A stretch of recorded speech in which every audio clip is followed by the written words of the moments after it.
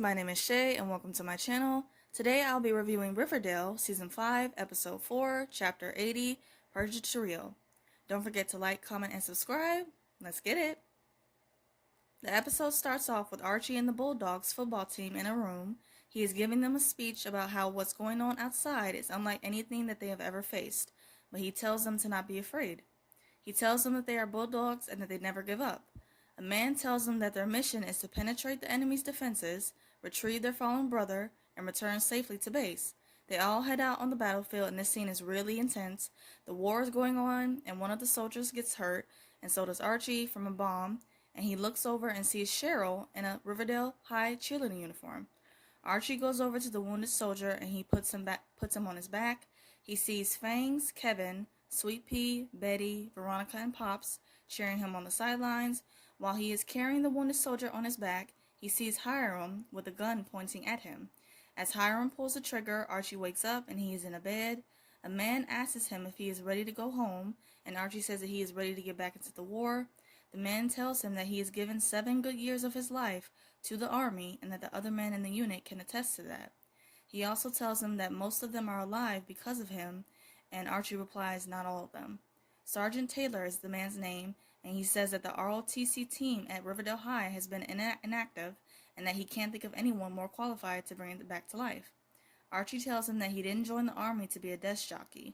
Sergeant Taylor tells him that it is not a request but an order and to sign the papers. Archie is reading a story to the wounded soldier sleeping in his bed. Archie is making his bed in the room. Archie is reading a story to the wounded soldier sleeping in his bed. Archie is making his bed in the morning and Jackson greets him. Archie asks him how is he feeling, and he says that he's on a lot of pain meds and that he's good. He asks Archie where is he going, and he replies that he is going back home to Riverdale. He apologizes to Jackson for him being wounded and says that it should have been him instead, and Jackson jokes and agrees. He tells him the only reason that he is alive is because of him. He says that Riverdale sounds like a nice place. Archie gives him his address and tells him when he gets out of there to look him up. Archie gets off the bus stop and he sees the Riverdale greeting sign is burned on one of the sides. He walks into Pops and looks around, and Tabitha greets him.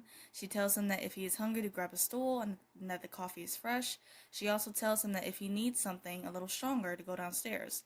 What once was Veronica's speakeasy is now a bar called the White Worm. Archie is walking downstairs into the bar and he sees a pregnant TONI, Fangs, and Sweet Pea performing on stage, and they are killing it. And TONI looks so amazing and cute with her baby bump. Archie and TONI are talking about how each of them has grown since the last time they saw each other. He mentions how she is a badass and pregnant, and I'm like, facts. He asks her who is the father, and she tells him that she is not going to say because it is a secret. He asks TONI who owns the bar, and she tells him that her and the Serpents pitched in all of their money to buy it from Hiram. He mentions how the bus ride into town that everything just feels different and weird. She tells him how a lot has changed since they graduated high school. He asks her where's Pop Tay, and she asks him if he heard about Pop because that's why he came back to town. He tells her he was reassigned to Riverdale and asks what happened to Pop, and the credits show. And I immediately got worried about Pop when she said that. Like, my mind just instantly went to one thing only, and I'm glad that later on in the episode what I was thinking didn't happen. So, very happy about that. Betty is running through an obstacle course in the woods. She is with her therapist, and the therapist asks her if her nightmares are still keeping her up at night. She replies no and says that she hasn't had one in weeks and that she is ready to get back to work and she is an FBI agent. The therapist mentions how she thought that Betty was already working, and Betty says that she has been assigned to cold cases, which means she's been filing all day. The therapist tells her that she suffered major trauma and that she is a trainee. She tells her that she caught serial killers in high school, and the therapist interrupts her and says, but not the trash bag killer. Betty is with Glenn, and she tells him about some new evidence that she found for one of the cases. Glenn tells her that she is supposed to be doing cold cases and not coming up with theories. He tells her that the last time she had a hunch was with the trash bag killer. She mentions that she messed up and wonders how she can make up for that and redeem herself if she is locked up in the basement. Glenn grabs her arm and tells her that they can call it a day, and he will grab some food and they can go back to his place. She says that she has plans already and is meeting friends for some Thai food. She is in her living room eating food and going over the files. As she is going over the files, it shows flashbacks of her being in danger and someone from above looking down at her. She hears her cat making noises and she opens the door and sees body parts in individual trash bags. She also sees her cat licking blood from an arm in one of those trash bags, which was really gross.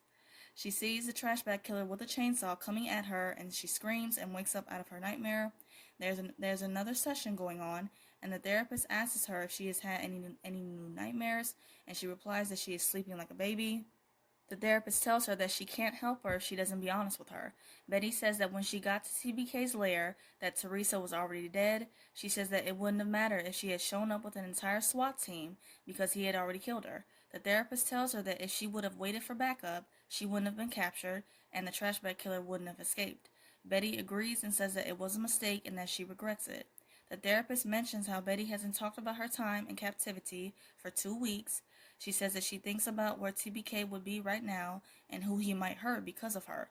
Her phone rings and she apologizes and sees that it's Archie calling, and I'm like, Barchie!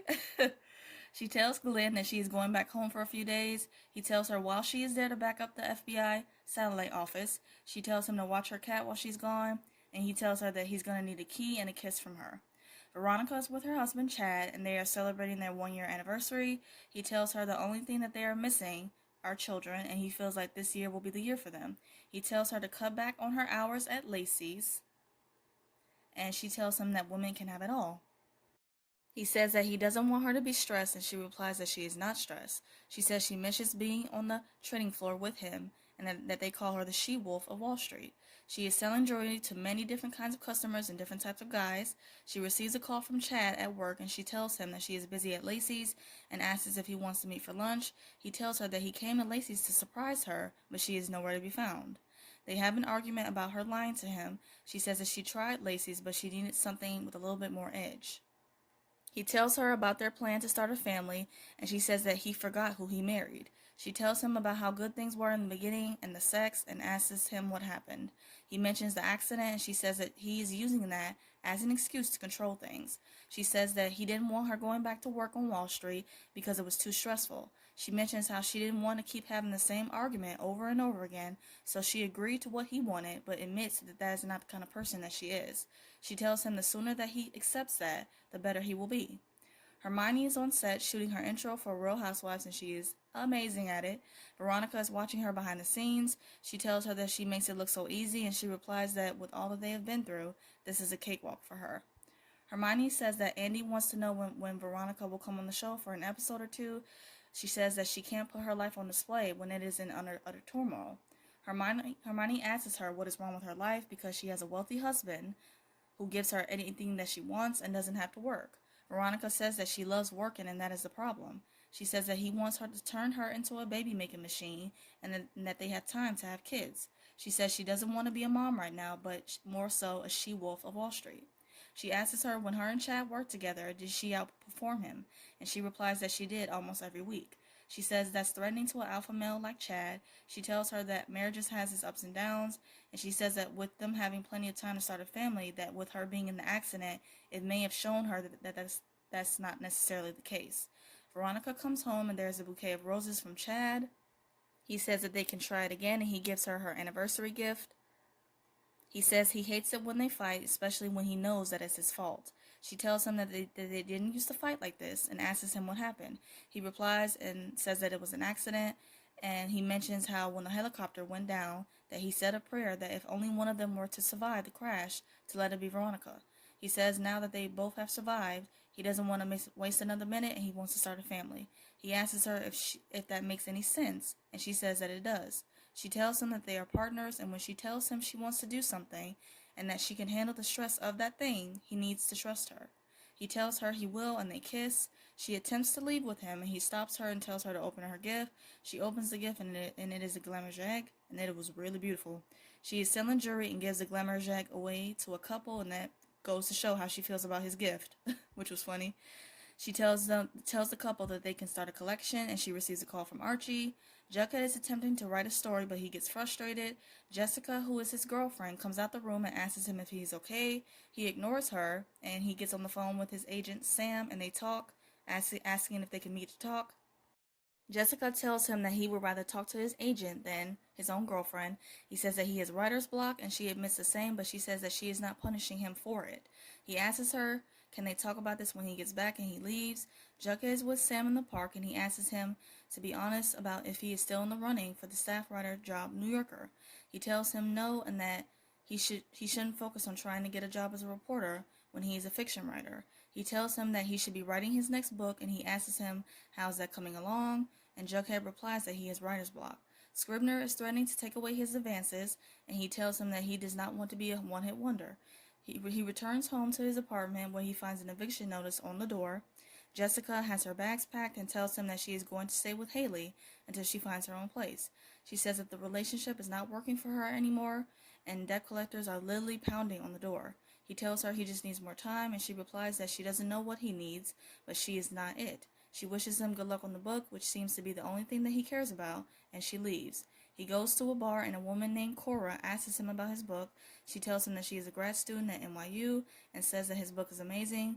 She says that the love story between the Viper leader and the homecoming queen is sexy.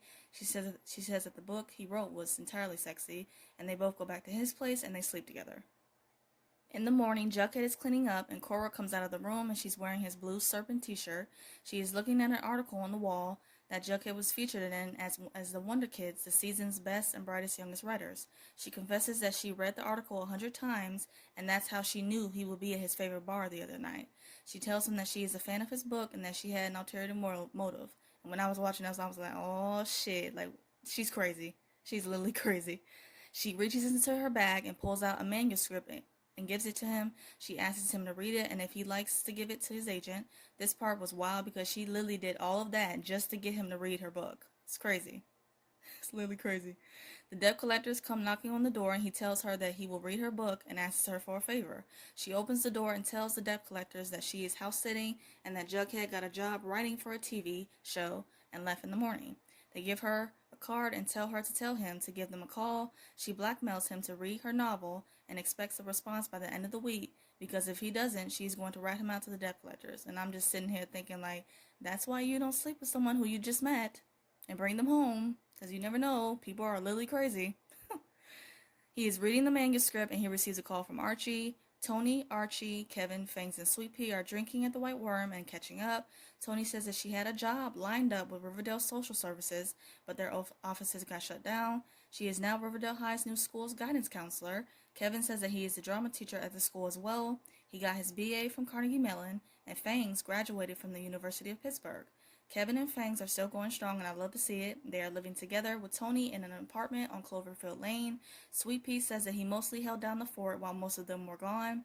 He says when TONI got back, they decided to revive the Serpents under her leadership, and she is Serpent Queen again like she said she would have.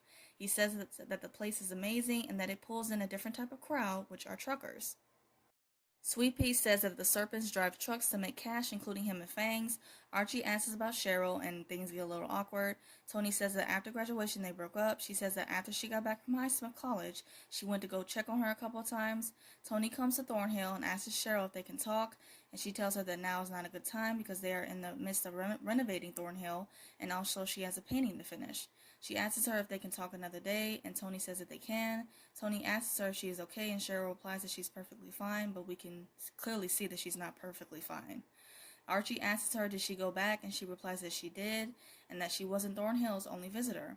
She says Hiram was there with his new right-hand man, Reggie, of all people. Cheryl tells Hiram and Reggie that she will never sell them her maple rolls. They leave, and Cheryl tells TONI that she is glad to see her, and asks if she can paint her, and she agrees. TONI tells her that no one has seen her in town for years. She tells her to not worry about her and that her and Nana Rose are fine. She says that there is no reason for them to leave Thornhill. TONI asks her if she wants to hear about what's going on with her, and Cheryl gives her the rundown on everything that she knows. She mentions that she is pregnant, and Cheryl clearly feels a kind of way about that. And it makes me sad. It does. But we'll figure out more about TONI's pregnancy later on, and I kind of have a feeling about it, but I'll just kind of save it for predictions. TONI tells her that she is open and out with her family and that they can recognize and acknowledge everything that she has done to make up for her ancestry's mistakes. She says that she thinks her family approves of them being together now. Cheryl tells her that she is happy to hear that, but it's not nearly enough. She says that the Blossom family curse runs deep. She tells her about the Winchester house and the curse with that. Toni asks Cheryl is that the reason why she is rebuilding Thornhill, but she doesn't respond. Cheryl tells her that she is glad she is doing well and that she deserves to be happy. Toni says that she didn't say another word to her after that and just painted her for 12 hours. She says once she was done, she left, and a week later she received a package, and that was her portrait. Archie asks her if she didn't keep the portrait as a reminder of what they had, and Toni replies that she guessed Cheryl didn't want it. Nana Rose tells Cheryl she did a good job on the painting of Toni, and that it is exactly like the original. She asks her if she can replicate the work of Riverdale. Toni tells Archie that she will pick him up at the gym to truly show him how Riverdale has changed. Toni is showing Archie the town, and the fire station is burned and closed down. He asks if anyone would rebuild it, and she says that the entire town's funding has been stripped by Hiram. She says not only is the fire department gone, but the sheriff's office is down to only one man, Mr. Keller, Kevin's dad. He asks where are people going. She says that the people are just fending for themselves and that the town is lawless. She shows him what once was Sketch Alley is now Skid Row. She tells him that people who were too poor or too proud to move on are still in Riverdale. A lot of the bus stops have been burned, and he asks where are people going to sit to wait for the bus. Toni tells him that the buses don't pass by the town anymore, but sometimes her trucks do. She tells him the trucks only come if they have to, but bad things happen on the highway at night. He asks her why destroy an entire town for nothing, and what does Hiram have to gain from all of this. She shows him an area of land, and this is where Hiram is building a turnpike that leads to Sodale. She says Hiram is catering to the rich folk who can commute into the city. Archie says that he is strangling Riverdale to boost Sodale. She says that their kids will go to Stonewall Prep, and that the school hasn't changed and is still the same, and that Hiram also bought himself a seat on the board.